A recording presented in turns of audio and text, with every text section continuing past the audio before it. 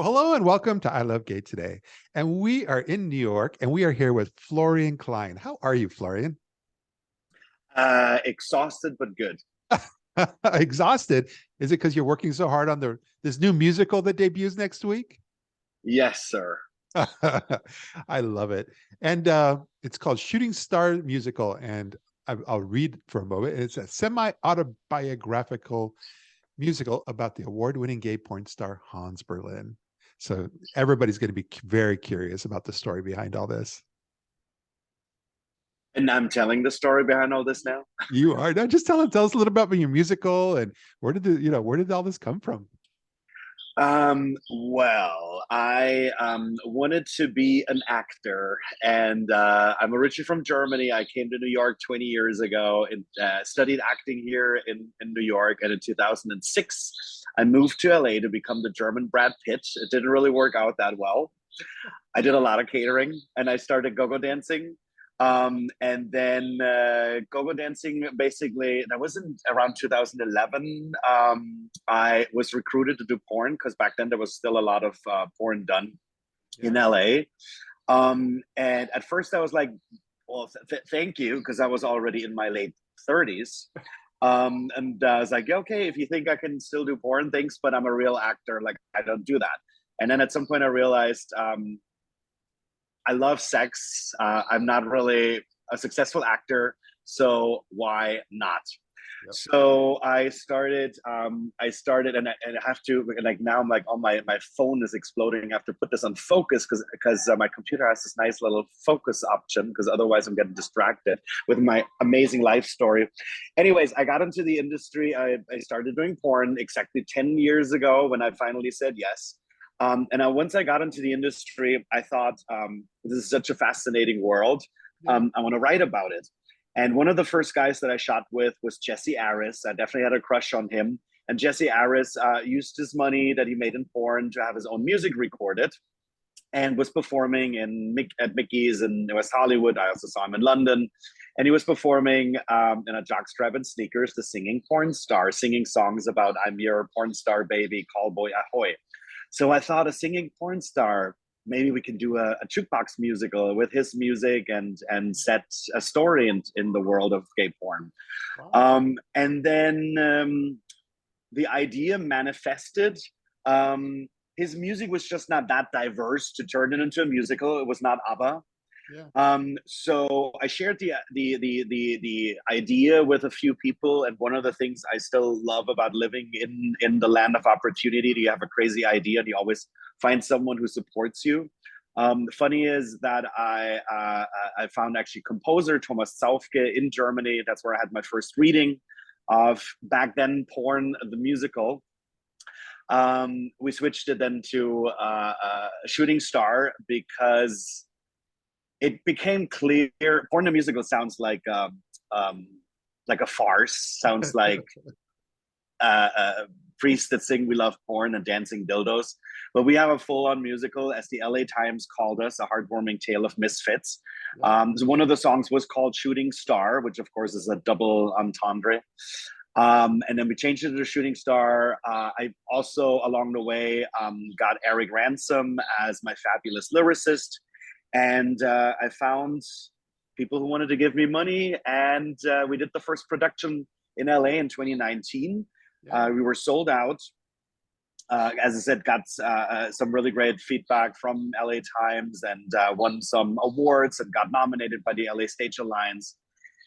And then the pandemic happened, and I turned Shooting Star into a screenplay, so that is still in the works. Yeah. But when the pandemic, well, kind of ended, because we still have to do COVID tests here and all of that. So COVID is still a part of the theater world. Yeah. I thought I want to do something with it. So I was like, okay, I'm going to bring Shooting Star to a New York stage and get things done by myself, and got people involved, magnificent, amazingly talented people. And now Shooting Star is going to open next week. Yeah. And it almost feels unreal.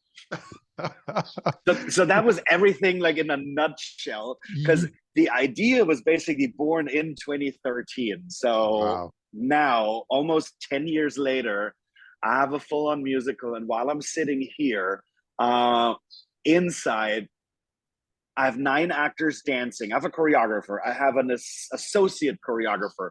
I have my costume designer who's going to come in a few minutes.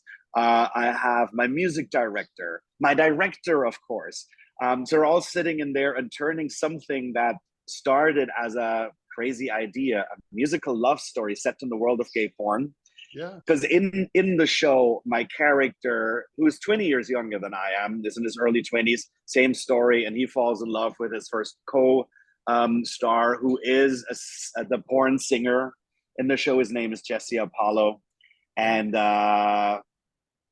yeah, the audience has like an hour and a half to find out if they actually get together in the end. If love exists in a world full of sex. Well, all I could say is that when I watched your trailer, and which we're going to have at the end of this interview, so everybody can see it, but the quality and everything, I mean, it's you've put together a really top-notch production, though. I loved what I saw. Yes, and it was funny to see the reaction. Like we did a couple of testimonials after the performances in LA, and Yeah. people were like, I never thought I'd get so emotional about songs about porn. Yeah. And they were all surprised that it's actually a full-on musical. And I love naked boys singing, but that it's not just naked boys singing and fucking and whatever. Sorry, I just said the F word. That it's actually a full-on musical, because I love 90s movies, and the same way as Pretty Woman is not really about prostitution. It's a beautiful love story. Yeah. And even though it's super cheesy in some ways, I'm definitely someone who keeps watching Pretty Woman over and over and over again, because it just makes me feel good. And that's what Shooting Star is the same Yeah. way. We all have those in our lives, but Yes. what's interesting too here in New York is that what I was reading, it's an immersive theater, right? So everybody who's there really feels like they're part of the show. Correct. We're doing a little bit of a test run. So the audiences here in New York are a test audience, because to produce this show in an off-Broadway theater currently would be between $1 and $2 million. Yeah. And I couldn't raise all of that money.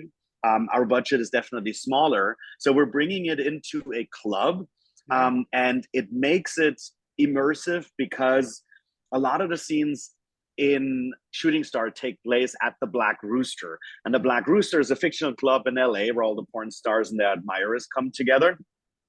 So the location here in Brooklyn is called $3 Bill, which is the premium queer nightlife and circuit party spot. And $3 Bill is going to transform into the Black Rooster. Yeah. I changed the show in many ways that it's more immersive, that we break the fourth wall many times. So you can come to the theater, you can drink. That's a bottle of beer. Like, I know it keeps disappearing. You can drink, you can have a great night out with your friends, and you feel like you're part of the show, because as I said, we're breaking the fourth wall. You get addressed directly. It's not one of those creepy shows where it's like, hey, you're a porn star now, come on stage, and you have to participate.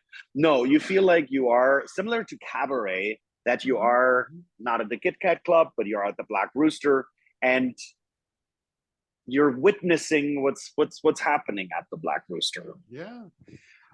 I can't wait. I'm going to miss the opening, but I'm very much looking forward to seeing your performance this year. Correct, because it's a little misleading on our advertisement. It says 14 shows only, but we're spread out all the way through December. Our last performance is December 18th. Only the last performance because it's close to Christmas. We don't want to do anything too close to Christmas. Yeah. That's why, basically, if the whole concept works and people are flocking out to Brooklyn to see the show, then there's nothing speaks against getting extended in January and February, however long we find an audience. Excellent. Well, I look forward to both seeing this and seeing you and meeting you. And it sounds very exciting. And I'm just really glad you were able to take a few moments of your work day here today and share some of the story with our audience. Definitely. Thank you so much for having me. And one side note, when you come about an hour earlier, because the show starts at around 7:30. At 6:30, the doors are open, and we have a little erotic market with porn-themed drinks and sexy photo ops in our lobby area and the bar area. Yeah. And you're gonna feel like you're gonna step into your shooting star experience. I love that. You feel that. like you're really part of the show. With a little bit of an with Instagrammable moments thrown in between. Totally. Yes. A night, because that's one of the things about I think nowadays everything becomes more expensive. Broadway is expensive. So I think with Shooting Star, my thinking is you can have an amazing night out with your friends, because you don't just sit and see a show, as that you're becoming part of the show. And you can still like interact with your friends before. We also have table service and premium seating only, so you can drink during the show and join our naughty little family. I love it. Well, thanks again. Sound like an infomercial. You do it so well. Thanks again, and we'll see you soon. Yes, can't wait to show it to you. Take care now. And you.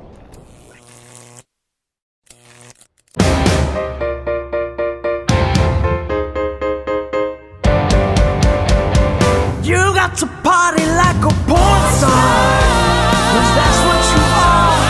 When others go to bed is when we get to the bar. Let go of inhibition, the rest are just swine, 'cause other people's limit is our starting line.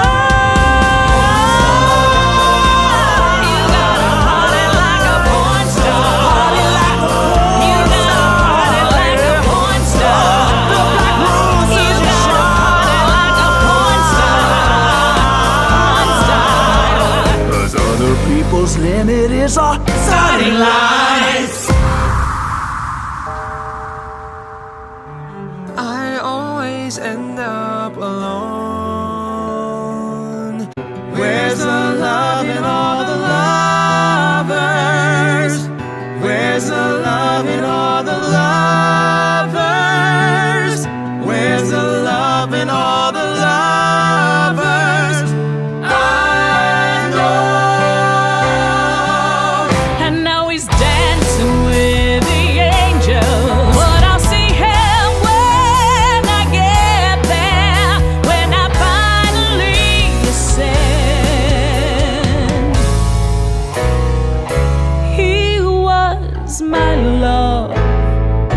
He was my